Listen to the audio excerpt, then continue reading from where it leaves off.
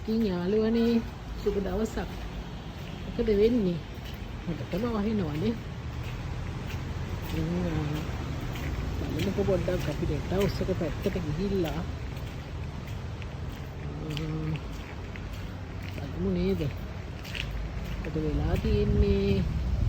අපේ ඇන්තෝරියම් බබාලා ටිකට කියලා සුට්ටක් ගිහිල්ලා බලමු.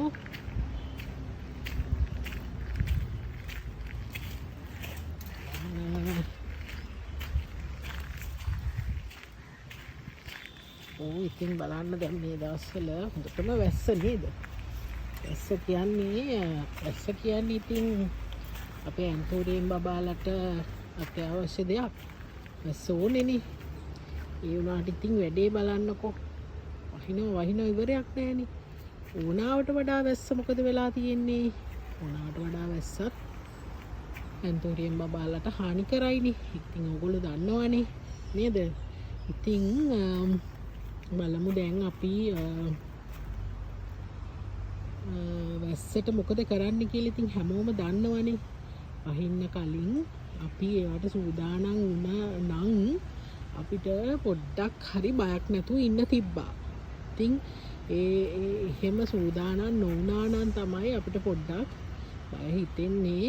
මේගොල්ලොන්ගේ පැලකුණු වෙයිද නේද? වැස්ස වැඩි වෙලා පැලකුණු වෙයිද? පැල මැරෙයිද? ඉතින් පොඩි බයක් තියෙනවා. ඉතින් ඕගොල්ලෝ හැම කෙනාම එකට හුරු වුණා නම් අපි චෑම්ප් කොප එක ගහනවා. අපි චෑම්ප් කොප එක පාවිච්චි කරනවා. ඉතින් ඒක හොඳම මේ දෙයක් අපිට, හොඳම වර්ගයක් අපිට ඒක පැල ආරක්ෂා කරගන්න. ඉතින් අපි වැස්සට කලින් චෑම්ප් කොප යොදලා තිබුණා නම් අපිට අපේ දැන් පැල ආරක්ෂා වෙනවා කියලා අපිට සහතිකය ඇත්තටම කියනවා. ඉතින් මගේ නෙට් හවුස් දෙකක් මම හදලා තියෙනවා. මගේ එළියෙත් ඕපන් නෙට් හවුස් එකක් තියෙනවා. බලන්න පේනවා ඇති. ඉතින් ඒක ඇතුළෙත් ඇන්තෝරියම් බබාලා ගොඩක් ඉන්නවා. ඉතින් දැන් ඕගොල්ලෝ අපි කියමුකෝ ඕගොල්ලෝ චෑම්ප් කොප දැම්මේ නැහැ කියලා. ඕගොල්ලන්ට චෑම්ප් කොප දාගන්න බැරි වුණා කොහොම හරි. එහෙනම් යාළුවනේ දැන් බැඳගෙන වහිනවා තමයි. ඒ වුණාට ඕගොල්ලෝ වැස්ස පොඩ්ඩක් පැය 3කට 4කටවත් වැස්ස පොඩ්ඩක් අඩු වෙලා පොඩි ඉරේලියක් පොඩි රස්නයක් එන වෙලාවකට ඔයගොල්ලෝ ටක් ගාලා චෑම්ප් කොප ටික ඔයගොල්ලන්ගේ පැලවලට ගහලා දාන්න. එතකොට ඒකෙන් අපිට ලොකු ආරක්ෂාවක් ගන්න පුළුවන්. ඒ වගේම ඉතින් චෑම්ප් කොප අතිශය කරන චෑම්ප් කොප නැත්තම් ළඟ ඔයගොල්ලෝ රැකොනිල් එක හරි පාවිච්චි කරන්න. රැකොනිල් එක දාන්න පුළුවන්. ඒ වගේම හැකි හැම වෙලාවෙම ඔයගොල්ලෝ පොඩි ඉරේලියක් රස්නයක් ආවම පැය 3මාරක් තිබුණත් ඇති අපිට ඒ මේ පාවිච්චි කළා. ඉතින් ඒක නිසා ඒක ඔයගොල්ලෝ ගහන්න බලන්න. ඉතින් දැන් මේ වෙලාවෙත් පොඩි යව්වක් එක්ක පොඩි chance එකක් ලැබිලා තියෙනවා. මේ වෙලාව වුණත් අපිට පාවිච්චි කරන්න පුළුවන්.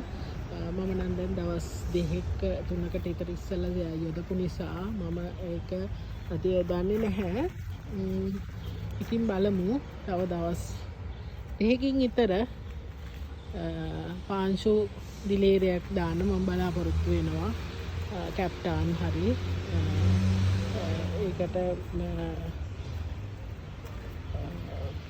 වෙන දෙයක් හරි කැප්ටන් හරි අපි දාගන්න පුළුවන්. ඉතින් ඕගොල්ලෝ මම මේ පුංචි වීඩියෝ එක ගෙනාවේ ඒ පණිවිඩය ඔයගොල්ලන්ට දෙන්න.